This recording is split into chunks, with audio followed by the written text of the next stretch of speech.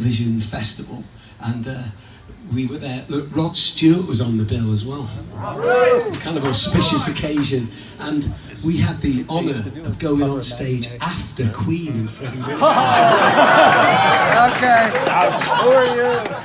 Somebody was playing a trick on us.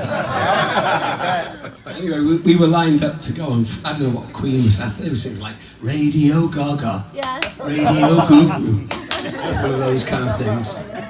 And we were all running around backstage going, we haven't got any guitar picks, what are we going to do?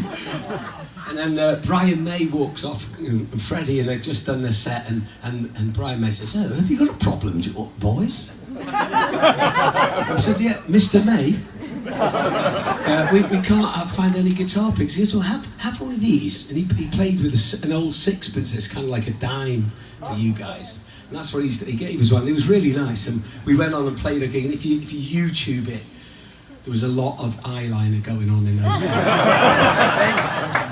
and we had hair going that way, this way. We had hair. And anyway, we went to a party after the show. It was one of those kind of like 80s kind of rock and roll debauched nights out, you know. And I was stood at the bar with Twist, our drummer, and then this massive guy.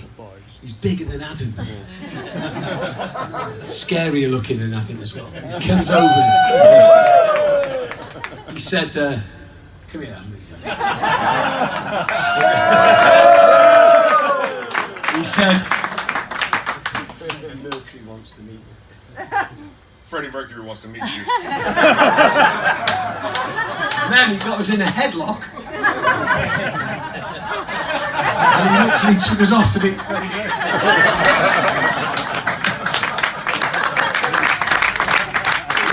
He literally had me and Twist in headlocks. And I was shorter than Twist. My feet weren't even touching the ground. I was going like that. And Twist looked over at me and goes, you know, I think Freddie Mercury's after me, you know. So I said, I don't quite think so now. Anyway, we get over there to meet Freddie Mercury himself, the Queen of England. And there he is, in his floral shirt with a big moustache. And he looks and goes, oh, Mr. Peters, he says. Mr. Peters to me. Wow! And he said, oh, it's an honour to meet you. He goes, I'm an absolutely massive fan of The Alarm. I said, Freddie, I wish I could say the same about Queen. No, I didn't. I'm far too polite. But I was so honoured to meet Freddie Mercury. It was incredible. He was like, he wanted to know all about Declaration. He was a big fan of Declaration.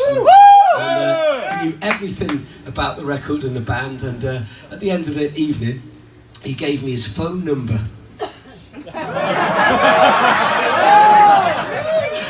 Not that way, you know. He said, look, if we can help The Alarm out in any way, it'd be a real privilege to help you. So here's our office phone number.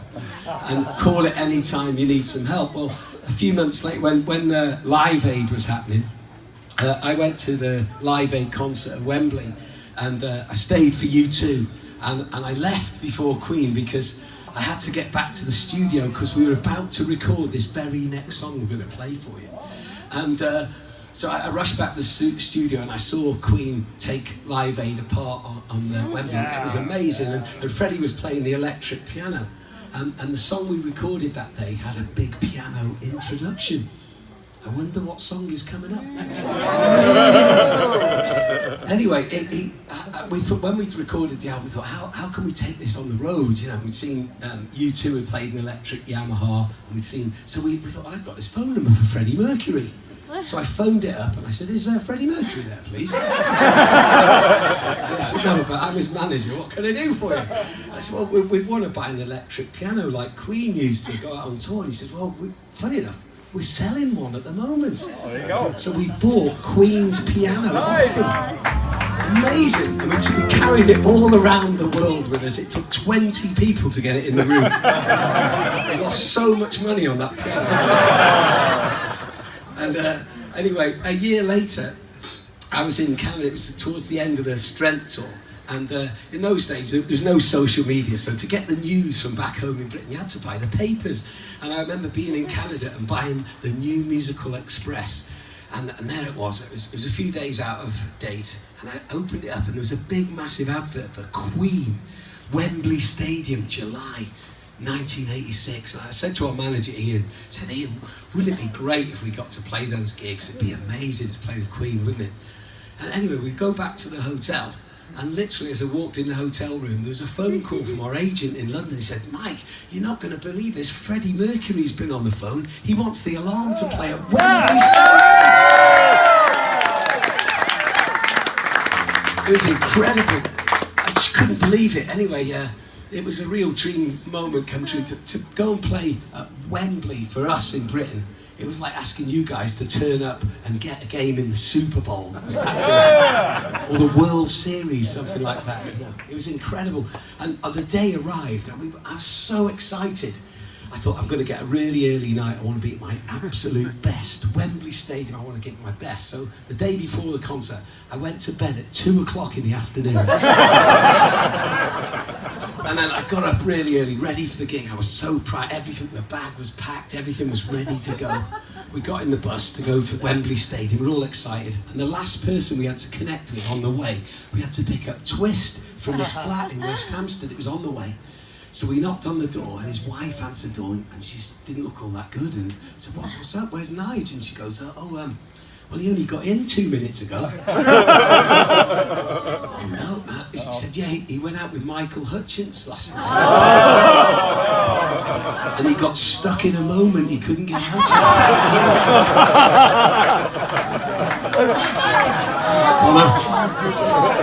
You know what I mean? Anyway, it was, they obviously had an incredible night out. Because when I looked into Nigel's bedroom, he was comatose in his bed. And his wife said, look, it's going to take me about an hour to get him in the shower, get some coffee down and get him ready for the gig. So I went back on the bus and I was sitting there thinking, I can't wait here an hour. Wembley is about 10 minutes on the tube train. So I thought, that's where I'm going. So I got off the bus. I went on the tube train to Wembley with all the Alarm fans were on the tube train.